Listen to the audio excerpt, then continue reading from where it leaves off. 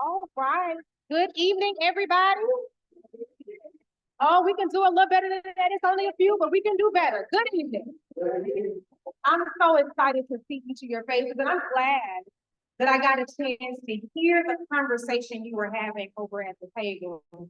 This lets me know that you are interested in the future of Nashville for everyone.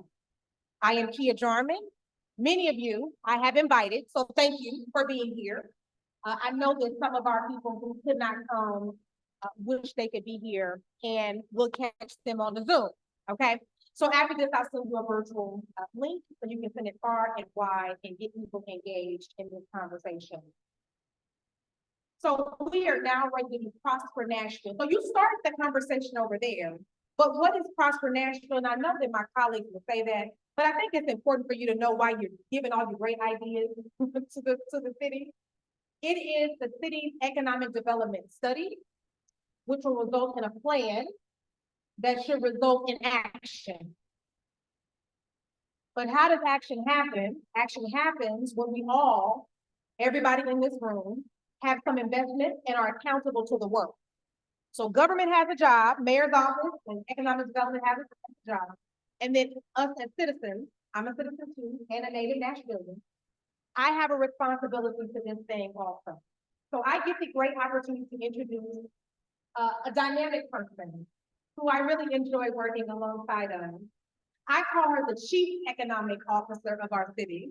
So ultimately, you can't steer this work unless you are the head, right? So she's the Chief Economic Officer, Latanya Channel. Many of you, if you're small business owners or nonprofit leaders, you would know who she is from her work with the Small Business Administration, particularly during, while you now have masks on. So just FYI, we do have masks on in this room for those watching virtually. But during the pandemic, she was really instrumental in making sure that businesses got access to funding, resources, and support for their business or organization. So Latanya, I'm gonna let you take it away. And then my colleague Lydia will lead us to the end with the presentation, okay? Thank you, ma'am. Make sure I stand in the right location for the Zoom. I just want to thank everyone for coming out tonight. I know it's a hot day. I know there were lots of other activities going on today, so I thank you for your time. So as Pia mentioned, my official title is some really, really long title to talk about economic development. But I want to talk to you about why this is important to me. So actually, this was an initiative that was started by Courtney Cole, my predecessor. Actually started last year. So what you are attending is one of the first of many public meetings to get to the action plan. So I have to share with you sometime around March. I've been meeting with the consultants since I got here in October. But right after the Covenant shooting at one of our meetings, I was talking to Lydia, who we're going to meet in a second. And I said, Lydia, I have to be honest and completely honest with you. I don't like being a part of something that's not going to actually make real change. Nashville is going through a lot right now because of the Covenant shooting, but we've been going through a lot before. So if we're going to talk about a study, please know this, I'm going to be honest with you, Lydia, I don't like studies. I don't like studies at all. And so let me unpack that, what I really meant by that and what I mean by that today. There have been lots of studies about what Davidson County needs to do to protect its residents, its citizens, and to make sure this is a county that's available for everybody, where all the opportunities are available for everyone. Lots of studies have been done. The question is, have the action steps have been taken to make that a reality, right? So when I walk through the mayor's office, I go through and I see all kinds of plans. Oh, wow, that was a study that was done. Oh, wow. There was another study that was done. So I was talking to Lydia, I said, this won't be that. This has to result in true action steps that regardless of what happens with the next mayor, that regardless of what happens with the next mayor after that regardless of who's sitting in the seat after I leave, that these are actionable steps that can be tracked, that can be measured, and that the community can continue to lean on the mayor's office and Metro Nashville to make a reality. So at the end of the day, there are some studies out there that have been done. There are some actions that haven't been taken. So we can throw them in if they continue, but they need to be continued. There are some actions that may be going along the path, but doesn't meet the needs of today to make sure our residents are getting those opportunities for the future, right? That are continuing to come. So let's make sure we put that in the action plan. So thank you for being here, because I can keep going on and on and on. I've been love listening to the conversation and the dialogue.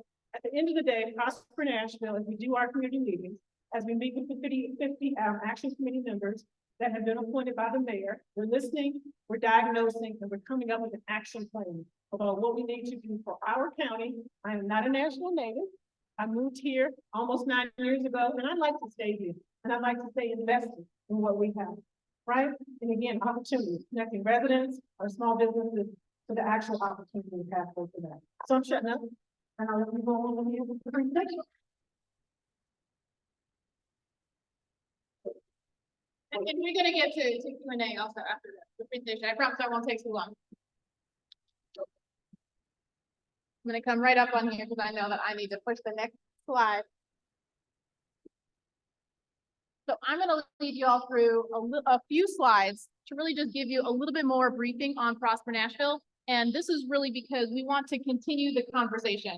We have appreciated so much having you all here tonight and beginning this dialogue. And as we go forward, you'll see by the door right there, we have a QR code that's going to lead you to a survey where we can continue to gather any other ideas. Let's say you leave tonight, you're like, I really, I wanted to get this comment in. I couldn't articulate it at the time. I know that I have a friend who also has some input that he would like to share. We have the survey live and we're going to be continuing our community outreach to continue these conversations. But I want to make sure that you all have the grounding in what are we focusing on here? What is Prosper Nashville? So that's what some of these slides are going to help us to cover.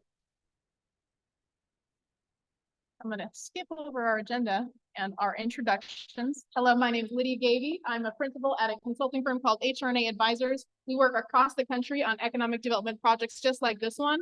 And we're supporting Latanya and her work to try to come up with actionable solutions and real strategies that break through some of the challenges to implementing those plans that we had seen before. We've done this time and time again to really not create a plan that just sits on a shelf, but develop some real solutions that are grounded in community action, community leadership, and new ways for government to move forward and break past some of those barriers that they have felt in the past have stopped them from really embracing some of the creative ideas and solutions that y'all are bringing up here again today.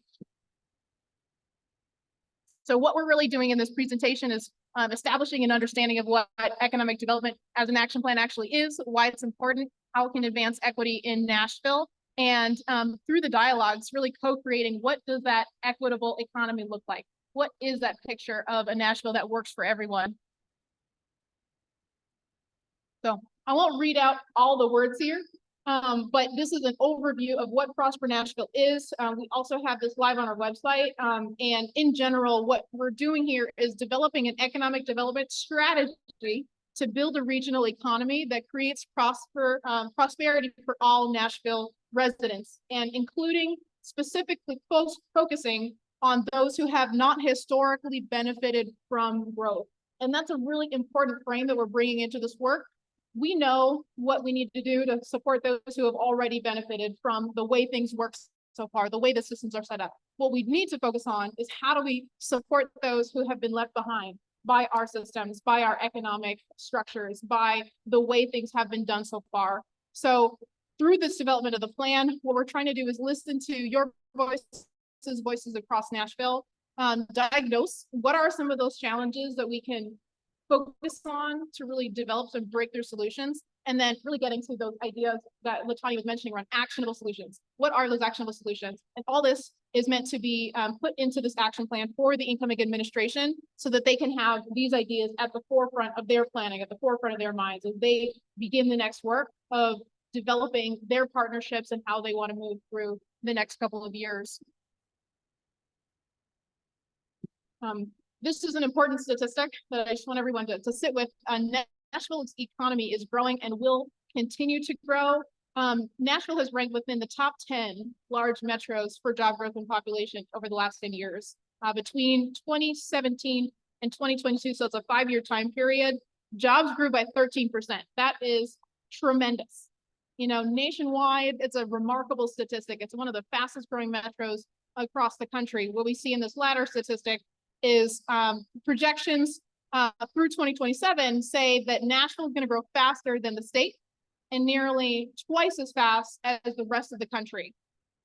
That's something to sit with because we know that even though we have this growth, not everyone is able to really participate in that growth.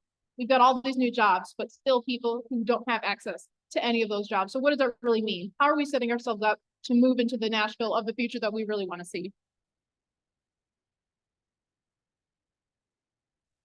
So a little bit more about how we see this disparity. So again, not everyone has been able to benefit from that booming economy. The top 20% of earners make over 16 times more than the bottom 20%. The share of families who are living in middle-class neighborhoods dropped by 15% between, over that 30-year time period between 1990 and 2020. But when we look at wealthy neighborhoods, that population jumped and increased by 11%. So we can see the shrinking of the middle class here in Nashville, the growth of wealthy neighborhoods, and the continued stagnation and even growth of lower class neighborhoods where people are having a difficult time moving into that middle class or moving out of the middle class into that. So at the bottom here, we're just saying that this strategy is about addressing some of those longstanding issues because these are structural problems. And the action plan is about a roadmap. So this is about not just, what are some ideas, a laundry list of ideas, but really how do those ideas build on each other so that we have a strategy that supports the growth over time that we really need in order to set ourselves up to really take advantage of all of the growth, investment, and interest from all around the world that Nashville is really benefiting from. So, what we're trying to do here is not just gather all the actions from many years in what you're sharing today, but really develop a strategy that Nashville can take, that the next administration can take to really move forward with confidence that we're addressing some of these systemic issues or underline some of the conversations where we know we need to continue talking here. We need to continue talking about these issues with these communities on these things, because if we don't solve this part of it, then the picture is not going to be a pretty one. We are approaching this project with an explicit framing around racial equity and shared prosperity. And we wanted to just define that so that everyone has an awareness of what that means for you. But really, racial equity is a definition that we bring into projects where when we look at the statistics, you should not be able to correlate how far someone goes in life with their race and ethnic background. I shouldn't be able to look at the statistics to say, on average, the life expectancy of our Black residents is 10 years shorter than those who are coming from a different racial or ethnic background. I shouldn't be able to make that correlation. And when that exists, what it tells you is that there are these overarching structural problems, something inherently in the nature of different population groups that says they're going to live longer or do better in life.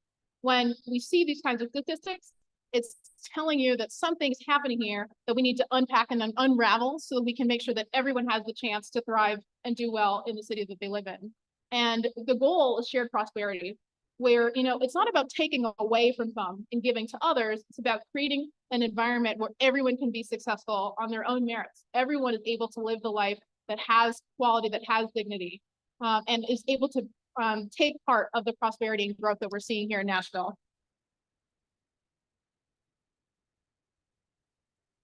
What's the power of this office? This is really important because, again, what we don't want to do is create a plan that isn't going to go anywhere. And what we're trying to isolate are some of the specific missions and mandates that can be held within this office or through partnerships with this office that can actually move forward. So the Mayor's Office of Economic Development has the power to expand economic opportunity throughout Davidson County neighborhoods. There's a broad mandate of issues and topics that fit within there, but we've got 3 particular focus areas that we're focusing on. Supporting Nashville's businesses, workforce development, so that's connecting people to jobs, and then financial empowerment and mobility, making sure that people are able to navigate the economic opportunities that are available to them if they wanted to further their education, invest in their homes, and build wealth within their community. What does it look like for everyone to have the access to resources to build wealth? And that's a little bit about where the framing for these 3 conversations came from. Investing in underserved neighborhoods. This is really important for us because there's obviously a lot of investment that's happening across Nashville. Again, as we isolate racial equity and disparity, what we're trying to do is understand how can we break through some of the challenges so that the neighborhoods who haven't received the investment, you know, the sidewalks haven't been invested in since the 80s. We see these problems every day. What can be done so that we're actually addressing some of these problems? Because that's going to unlock so much potential. You know, people are going to also feel that they are a part of the future that we're building here in Nashville. Uplifting the needs of small businesses. You know, what do small businesses need to thrive and take part of the growth? Again, we've got this massive expansion that's happening here in Nashville, and how can small business have a part of that? And then the last one here is increasing opportunities to high-paying, high-quality jobs. There's a lot of interest and investment and relocation to Nashville that are happening right now. As businesses move to Nashville, as businesses expand in Nashville, as businesses grow in Nashville, how are we making sure that everyone has the opportunity to participate in that growth or to invest in their own form of growth to create the kind of jobs that they're not finding elsewhere? So this is a little bit of the end of our presentation. We don't really need to, we already went into the dialogue, so I don't need to give you ground rules for our conversation today. But what I will do is I'll welcome LaTanya back up, because what we want to take is some question and answer from the audience here around anything that we have raised here today. You know, what do you think are some of the top ideas that came up in the conversation? What's the power of this office to really move forward with an action plan? You know, what's on your mind as we think about Prosper Nashville as an initiative that really has the power to create change? You know, where are some of your items of skepticism? Because we'd like to address some of those in how we develop the strategy. If we have some of your thoughts, then we can develop a plan that actually has legs to really move somewhere. So with that, I'm going to bring us back to our title slide and ask anyone to come up. I'll ask you to speak into the microphone so everyone can hear, and we'll go through Q&A. We can start with you, sir. Thank you, and greetings to all of you. My question is somewhat twofold. Number one, is there any budget priority and public policy that undergirds this program? Number two, is this unique to Mayor John Cooper's office, and will it transfer over to whoever the next mayor is going to be?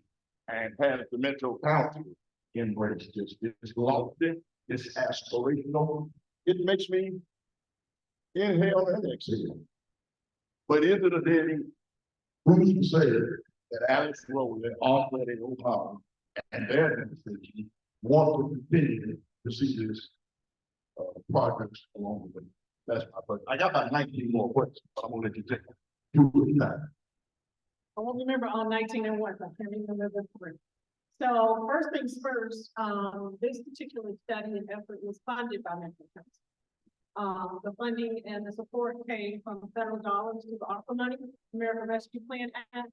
Had to go before the COVID-19 committee, which was this in Metro Nashville, for that first round of approval, and then it had to go to the full council. So this is fully funded by the council that we had together. Many of those council members will return. Will it be continued with the next mayor? So that's up to you, and that's up to me. So I have said to many publicly and privately, I don't know where I will be in the next administration, but I know that no matter where I am, I want to make sure the efforts that come across for Nashville move forward. Because I don't like being a part of something that I don't like to see. That is not coming to fruition, and that's real. What was the third one? What is wrong with this policy? So the budget part and public policy, absolutely. So the purpose of these action items is to feed into public policy and budget priorities.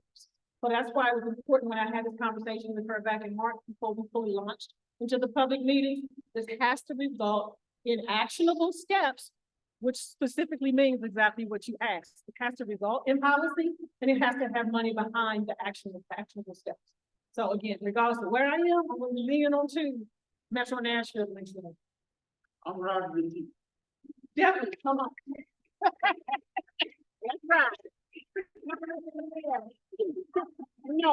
The only thing I'll add is that, you know, just like we're talking about, it's up to all of you as well. I can't underscore how important it is to have a consensus within the community that we need to continue to focus on this work. One thing that's unique about Nashville is that in many cities across Tennessee, there are dedicated budgets for economic development.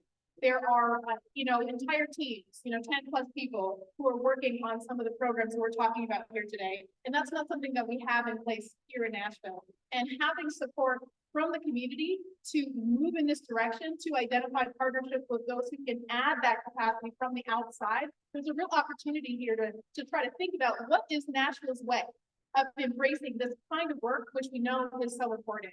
But I can't express how important it is for community members to provide that kind of support so that this can get funded in the next administration and can be beyond what has already been approved. Right. Any other questions? Questions or thoughts? Go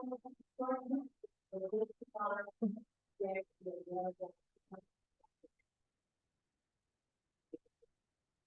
Yes, we are planning to post all of our meeting materials on the Prosper Nashville website. After this meeting, we'll be able to post these slides as well as these posters. And as I mentioned earlier, we also have our survey. The survey is live on the website right now for anyone if they've got thoughts on any of these topics to provide us some information and also to share their email address so that you get word the next time we have scheduled event.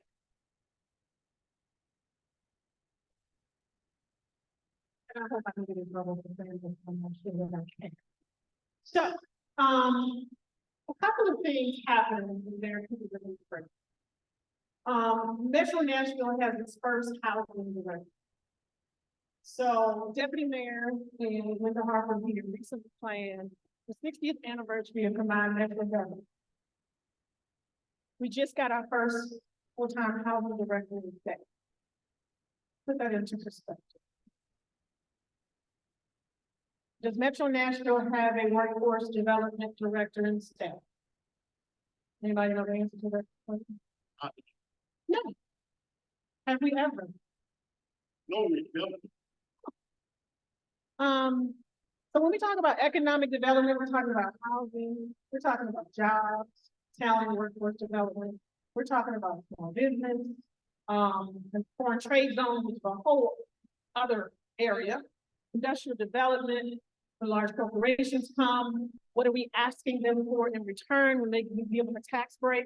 Are we asking them to hire Metro residents? Not ask, are we putting it in the contract that's written when they get the tax abatement? Are we saying to them that you have to have 25%, 20%, 15%, 5% diverse suppliers if you're doing construction, if you're moving here to Davidson County?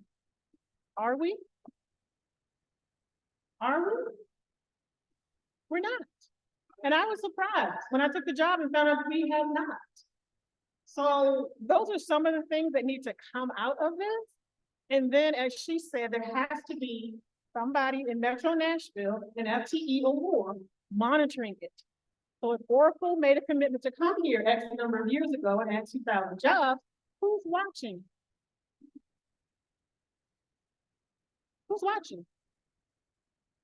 There was a lot of discussion during the mayoral debates prior to August 3rd about the number of incentives that have been given to large corporations over the years, right? Who's paying attention to what they were committed to do? I'm gonna cut you off. Is there anything we can do with audio from morning and now? I'm gonna shut up soon. But at the end of the day, so I go to meetings about once every couple of months that the chamber hosts with all the economic development directors from all the surrounding counties. And I asked them, so how many staff do you have? Do you have someone focused on workforce development? Do you have someone focused on small business? Who's monitoring the incentives that you give out to attract them to your county? Those are just basic, and this ain't personal. This ain't about me. We've had 60 years of combined metro government. 60 years. And we still don't have a workforce development project. We still don't have anyone monitoring the incentives that we give out in exchange to say, you gotta hire our residents for jobs, you gotta hire our businesses for these large projects. The East Bank, the tremendous opportunity for our residents, our business. What if we ask them? So that's all I'm gonna say, and I'm gonna shut up.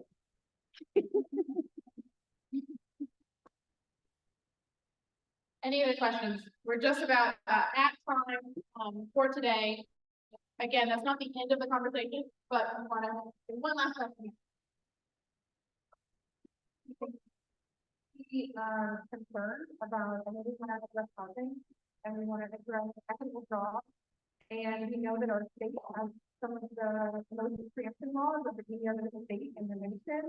And so we can't address them here in Nashville, and we can't address the affordable housing here in Nashville. And so it's too good to know how to plan to address that.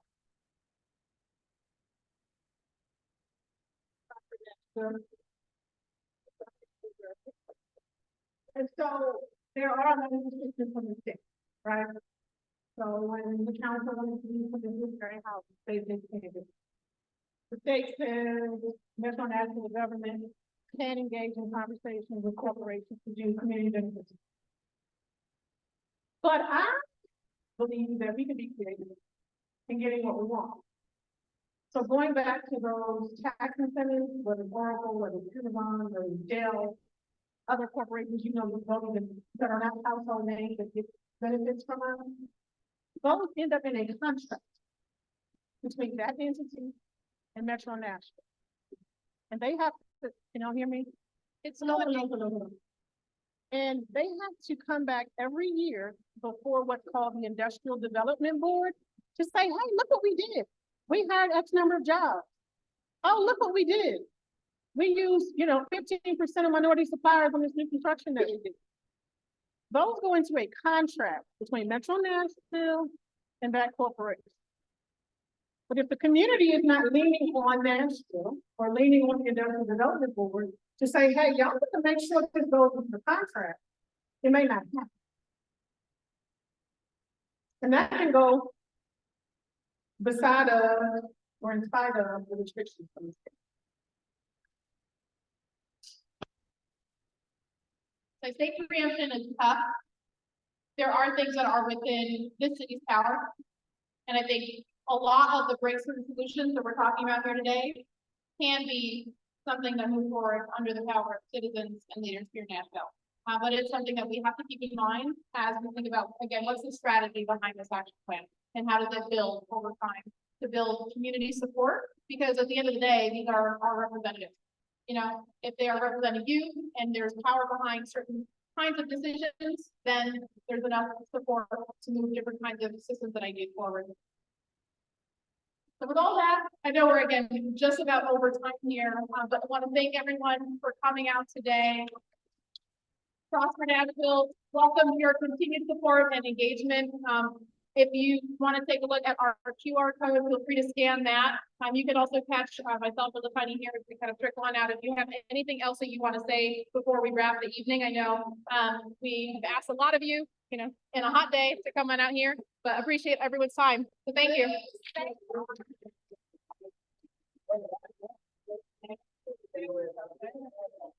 So much. Thank you.